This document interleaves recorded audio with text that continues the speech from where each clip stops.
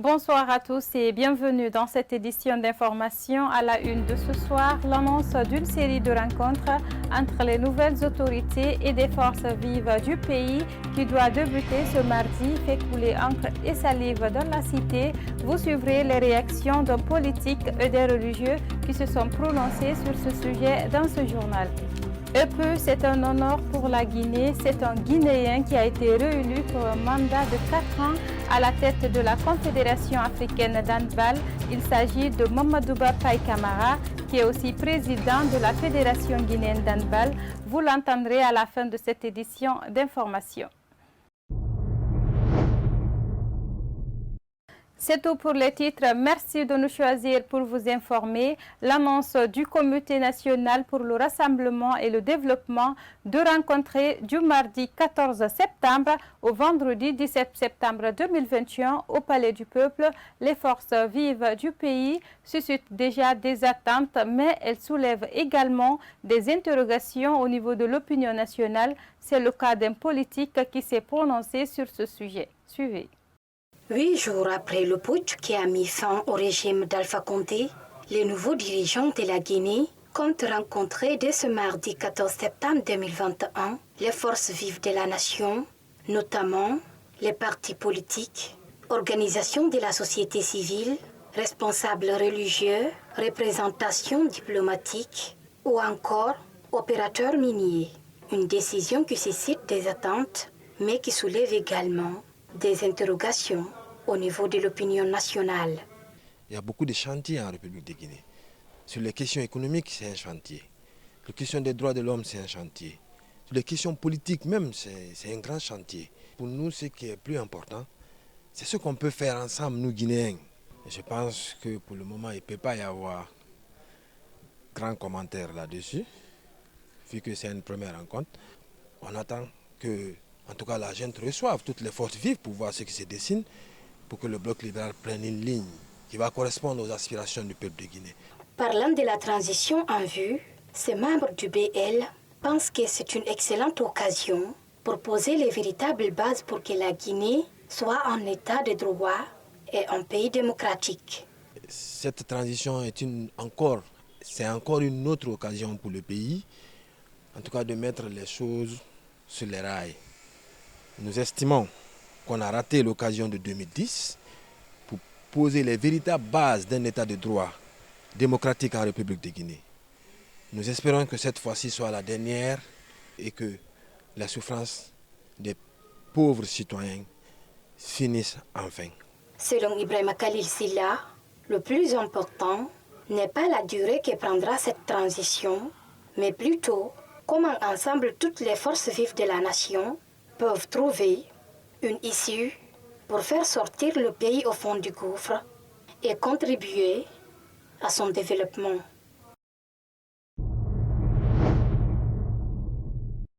Après la prise du pouvoir par la junte militaire le 5 septembre dernier en Guinée, le CNRD envisage déjà une série de rencontres avec les forces vives du pays, l'une des entités concernées pour le premier jour. Ce mardi 14 septembre 2021, les religieux, l'un s'est prononcé sur cette décision des nouvelles autorités du pays. Mariam Tindibari, Ibrahim Khalil Silla pour le reportage.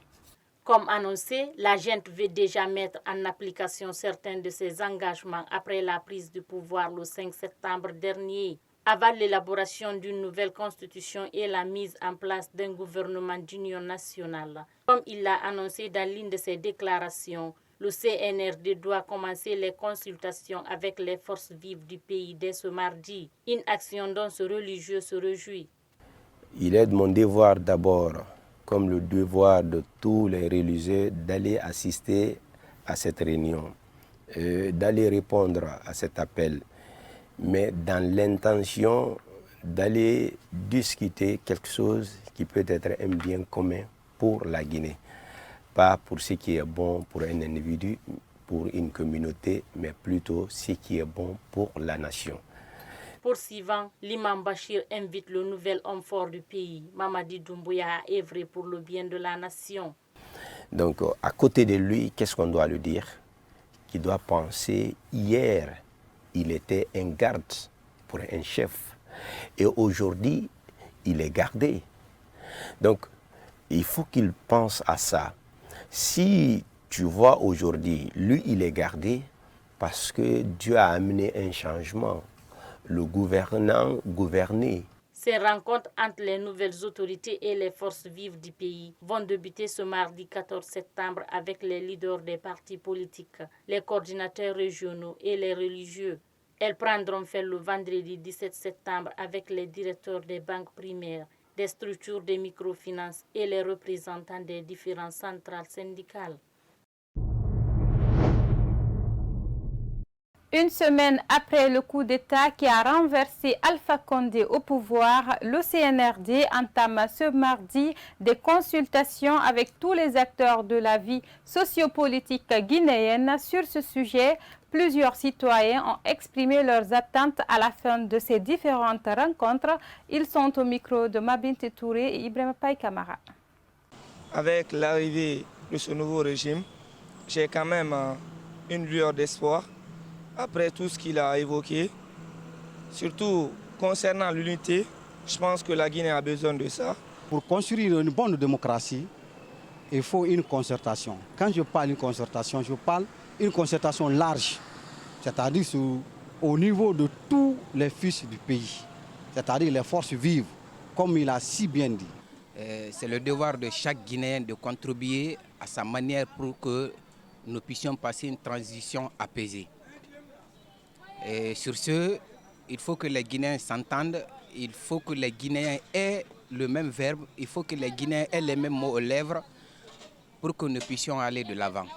Ce que je conseille à Doumbouya, c'est de se concentrer sur ses projets futurs pour la Guinée, parce que quand on parle d'unité, on doit laisser la vengeance. Et ce que je peux lui dire, c'est de se concentrer sur l'avenir de ce pays, l'avenir de cette nation ou l'avenir de ses citoyens guinéens. Et ce que moi je peux leur proposer, c'est de ne pas anticiper des choses. Que le CNRD est là juste pour une période transitoire de 2 ans. Ils doivent respecter ce délai. Il ne faudrait pas que la Guinée bascule encore dans une nouvelle situation vraiment de déboire. Il faut qu'on s'entende, il faut que nous conjuguons les mêmes verbes. Restons toujours dans le même sujet. Depuis les événements du 5 septembre dernier, la campagne de vaccination semble être mise dans les oubliettes par certains citoyens de Conakry. Face à ce phénomène, notre rédaction a déployé l'une de ses équipes dans certains centres de vaccination de la capitale pour s'imprégner des réalités sur le terrain. Ibrahima Timbobari et Moustapha Diani. Du centre de vaccination de Nongo à celui de Bambeto, en passant par Bessia, l'atmosphère est morose. Dans ces centres, l'allure a pris du recul. Pourtant, avant le 5 septembre dernier, celui de Bessia vaccinait près de 600 personnes par jour. Mais à date, les chiffres ont baissé, explique cet administrateur. J'avoue que juste après l'événement du 5 septembre, il y a eu un relâchement de la part de la population, le fait de venir se faire vacciner. Mais si vous avez remarqué, le directeur général de l'agence, Dr Sakoba, a fait des sorties invitant la population à continuer à se faire vacciner. Parce que l'importance de la vaccination, ça nous permet de faire chuter cette courbe-là. S'agissant de la disponibilité des vaccins, Mohamed Kondé rassure que son centre dispose d'un nombre important de doses pour recevoir beaucoup plus de volontaires. On nous a disponibilisé 5000 doses de Sinopharm et 2000 doses de Johnson & Johnson. Et dans ces 5000 doses, nous avons vacciné déjà plus de 1500 personnes. Johnson & Johnson, vu que nous l'avons reçu, il n'y a que là, en ce début de semaine, nous espérons que nous pourrons vacciner le maximum de personnes avec ce vaccin. Ce citoyen rencontré dénonce la mauvaise organisation des autorités du dit centre. Vraiment, c'est très mal organisé, très mal vraiment. Je suis en colère, je suis très remonté. Regardez tous ces gens-là. On est là depuis 6 heures. Moi-même, personnellement, je suis là depuis le mercredi de la semaine passée. Je suis venu le mercredi, on me dit de venir le lundi. Mais je suis venu le lundi et c'est autre chose. Dans ce que je vais dire aux autorités, c'est très mal organisé. Par ailleurs, les citoyens et les responsables de ce centre de vaccination invitent la population à se faire vacciner pour rompre la chaîne de contamination du Covid-19.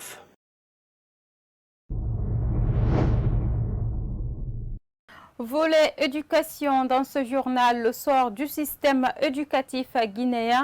L'autre sujet qui préoccupe certains acteurs de ce secteur, c'est le cas de Aboubakar Mandela Camara, consultant en éducation rencontré ce lundi 13 septembre 2021. Pour lui, l'avènement du CNRD est une occasion en or pour guérir l'éducation nationale. Suivez ce reportage de Kadiatou Bari et Alassane Souma. En Guinée, le secteur éducatif constitue l'un des grands corps malades de la République, une réalité qui inquiète plusieurs acteurs de ce secteur. Pour Aboubakar Mandela Camara, le régime Condé a laissé l'ensemble du travail aux nouvelles autorités. La gouvernance Condé, pendant ces 10 à 11 années, a laissé le système éducatif là où il a pris. Ça veut dire que lorsque vous comparez les indicateurs avant l'avènement du professeur Alpha Condé au pouvoir, avant 2010, pratiquement ce sont les mêmes indicateurs jusqu'à présent. À certains niveaux même, on a régressé. Et cela ne veut pas dire qu'il n'y a pas eu d'efforts, il y a eu des efforts remarquables et salutaires qui sont peut-être à pérenniser, mais ce qui reste clair, le système éducatif est toujours déliquescent. Ce qui revient à dire qu'il lègue un grand défi en ce qui concerne la refondation du système éducatif, la réforme du système éducatif aux nouvelles autorités. Ce consultant en éducation estime que l'avènement du CNRD est une occasion en or pour l'ensemble des acteurs du secteur éducatif. Selon lui, la junte devrait réunir tous les concernés pour réfléchir sur l'avenir du système éducatif guinéen. Il faudrait par exemple que la junte militaire, au lieu de nommer plusieurs ministres, n'est-ce pas, à la tête de ce secteur qui est l'éducation, il faudrait tout d'abord penser à mettre en place un conseil supérieur de l'éducation et de l'enseignement supérieur pour que vraiment ce conseil-là puisse se pencher sur l'avenir du système éducatif. Comme ça, les départements ministériels ou le département ministériel, n'est-ce pas, ne sera que, ce département ministériel ne sera qu'un organe technique au lieu d'être un organe politique. Il est largement admis que l'éducation est un moyen de lutter contre toutes les formes de pauvreté. Selon Aboubakar Mandela Camara, ce secteur doit être la priorité d'un quelconque gouvernement. Depuis la prise du pouvoir par le Comité national pour le rassemblement et le développement, à sa tête le colonel Mamadi Doumbouya, les réactions fusent de partout. Azéré Koré, un homme religieux que notre correspondant a interrogé, a livré un message à la junte qui a renversé le professeur Alpha Condé. Selon le père Jean-Marie Guemou, le pays n'a pas besoin d'hommes forts, mais plutôt des institutions fortes. Paul Foromo Sakouvogui, notre correspondant régional. Rencontré dans son bureau à la grande église catholique de Zéré-Koré, le père Jean-Marie Guemou a donné ses impressions suite au coup d'État perpétré par le CNRD. Selon cet homme de Dieu, le Comité national pour le rassemblement et le développement fait des déclarations qui donnent espoir au peuple de Guinée. En voyant comment les choses se sont passées, en voyant l'adhésion du peuple, et en se référant aussi aux événements, différents événements du passé, on voit que ces nouvelles autorités donnent de l'espoir au peuple. Alors, mais comme nous sommes des prophètes, mais le prophète c'est qui? Le prophète c'est celui-là qui rappelle le passé, il interprète le présent et prédit l'avenir. Alors, les nouvelles autorités sont en train de faire de très bonnes déclarations et ils ont donné les raisons pour lesquelles ils les ont poussés à prendre le pouvoir. Et dans cela, ils se disent qu'ils vont éviter les erreurs du passé. Et nous saluons ça, nous soulignons vraiment ça avec beaucoup de traits, ce n'est même pas de traits. Alors, si ils se disent eux-mêmes convaincus des erreurs qui se sont passées dans le passé, ça me dire qu'ils vont éviter beaucoup de choses. Ce leader religieux a fait plusieurs recommandations aux nouvelles autorités du pays. Le père Guemou conseille le colonel Doumbouya et ses hommes de ne pas se laisser emporter par des mouvements de soutien. Il ne faudrait même pas qu'ils acceptent des mouvements de soutien maintenant. Déjà, tout le peuple les soutient. Tout le peuple les soutient. Si je dis ça, tout le peuple, c'est tout le monde. on les soutient. Et il ne faudrait pas qu'ils se laissent enfermer donc, par des mouvements de soutien, par des personnes qui cherchent leur intérêt.